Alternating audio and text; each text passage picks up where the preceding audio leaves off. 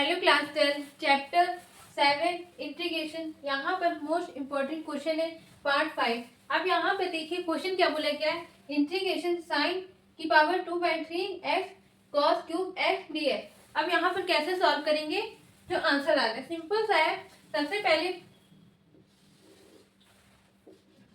ध्यान से समझिएगा, ठीक है। सॉल्यूशन आप देखिए इसको, इंटीग्रेशन साइन की पावर 2/3 एक्स इंटू, अब यहाँ पर कॉस क्यूब एक्स को मिल सकते हैं, cos square x into cos x d x, ठीक है। ठीक, अब इसके बाद कॉस स्क्वायर एक्स को लिख सकते हैं 1 माइनस साइन स्क्वायर एक्स, ठीक। फर्स्ट आइडेंटिटी लगाएंगे तो यहाँ पर आ गया integration sine square x into 1 minus sine square x cos x d x. अब यहाँ पर लेट करने क्या, साइन एस को, यहाँ पर sine let sine S equal to T.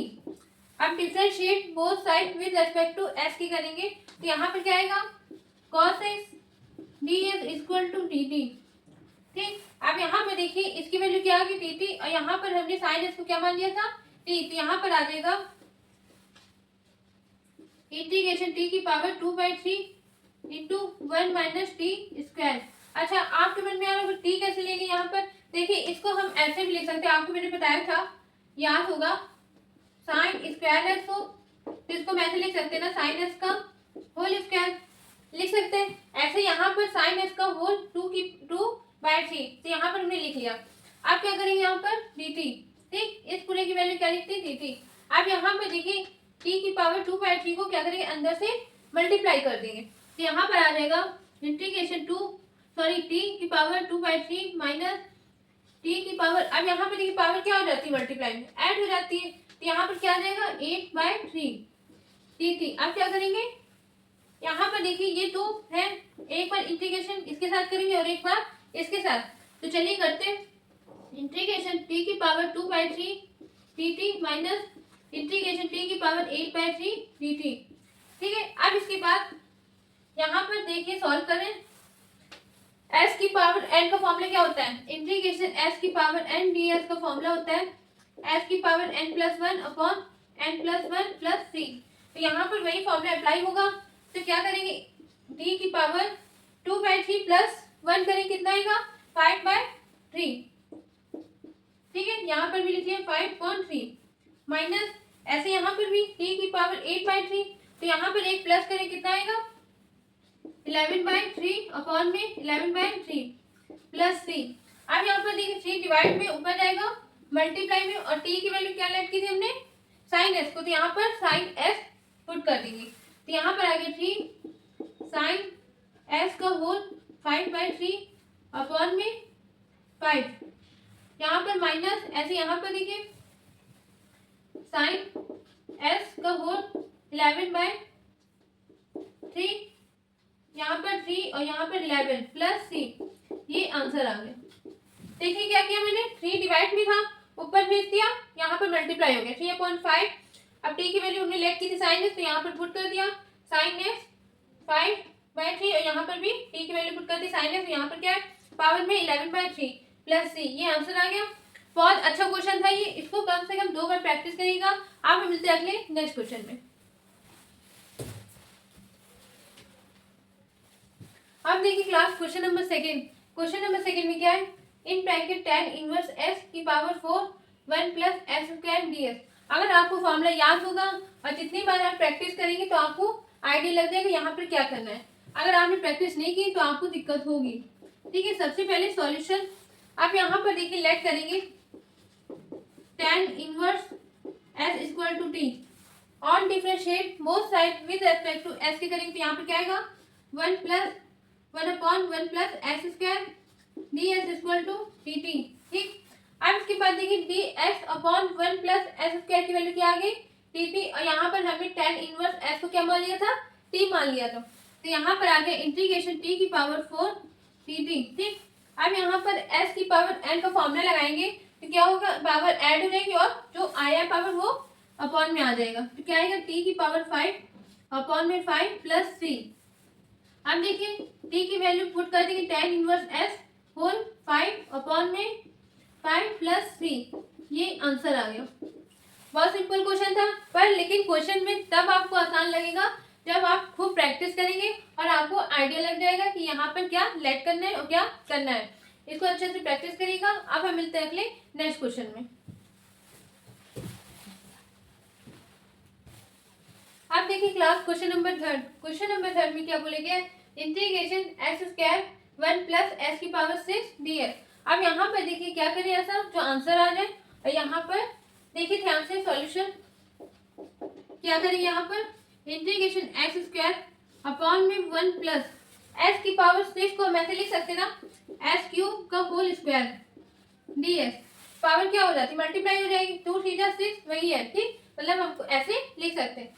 अब इसके बाद यहाँ पे लेट कर लेंगे s cube equal to t on differentiate both side with respect to s के करेंगे। यहाँ पर क्या आएगा 3x square d s equal to t T.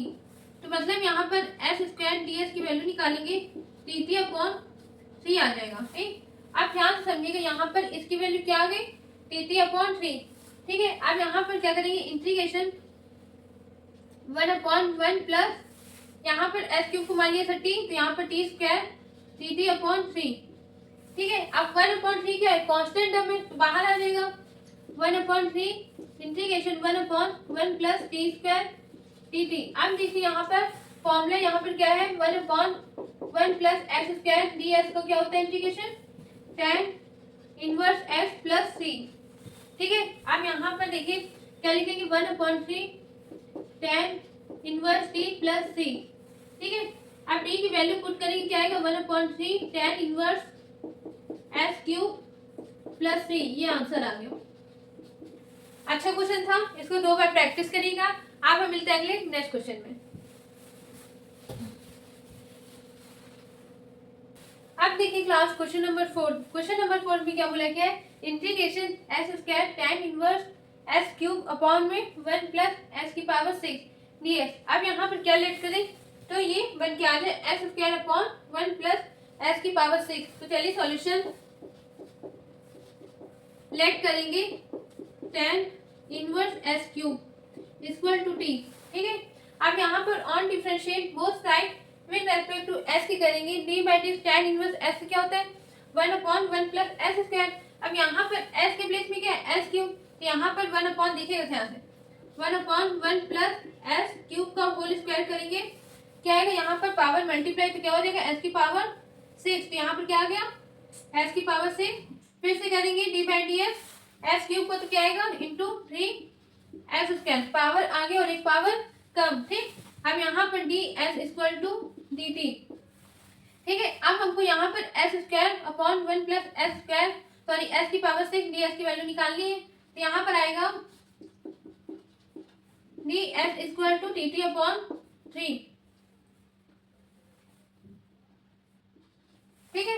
अब यहाँ पर वैल्यू पुट करेंगे इंटीग्रेशन, यहाँ पर आएगी tan इनवर्स सॉरी t आएगा tan इनवर्स s क्यूब को हमने क्या लेट कर लिया था t, तो यहाँ पर t।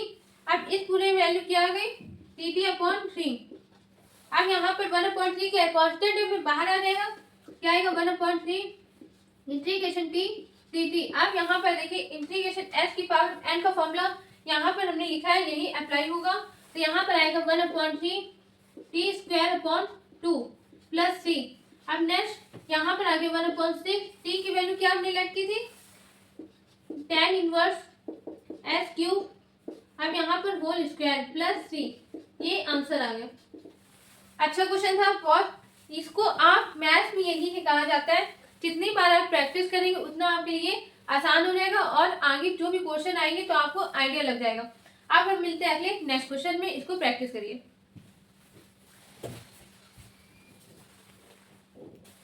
अब देखिए class question number 5। Question number 5 में क्या बोला गया इंटीग्रेशन log s ds का। अब यहाँ पर आपने ये कई फॉर्मूला तो पढ़ा नहीं है इंटीग्रेशन log s का, ठीक है। तो यहाँ पर कैसे करें सॉल्व जो आंसर आ जाए। देखिए ध्यान समझिएगा D by D S of log s को तो आपको पता है 1 अपॉन s होता है, पर यहाँ पर इंटीग्रेशन log s का कोई फॉर्मूला नहीं होता है। लेकिन हम इसको ऐसे लिख सकते हैं, देखिए solution integration 1 into log s 1 को आप किसी से भी मल्टीप्लाई करा दीजिए, आंसर क्या आएगा वही आएगा। तो हम क्या लिख सकते हैं 1 इंटू लॉग एस। ठीक, आप देखिए ध्यान से यहाँ पर F1 F2 का फॉर्मूला अप्लाई होगा। आपको पता होगा integration F1 into F2 ds की वैल्यू क्या है, मतलब फॉर्मूला क्या है। यहाँ पर देखिए F1 कुछ भी ले सकते हैं, आगे पीछे कुछ भी कर सकते हैं, कोई दिक्कत नहीं, आप पर डिपेंड है। अब यहाँ पर integration F2 ds minus integration d by ds of F1 integration F2 ds फिर ds। ठीक, ये फॉर्मूला होता है। अब यहाँ पे देखिए इसको हमने मान लिया F1, इसको हमने मान लिया F2। क्यों आपके मन में आ रहे हो ऐसा क्यों माना, आज तक तो हम लोग ऐसे करते आ रहे थे, F1 इसको मानते थे F2। क्यों मान रहे, क्योंकि इंटीग्रेशन लॉग एस का कोई फॉर्मूला नहीं होता है, इसलिए यहाँ पर इसको हमने F1 मान लिया।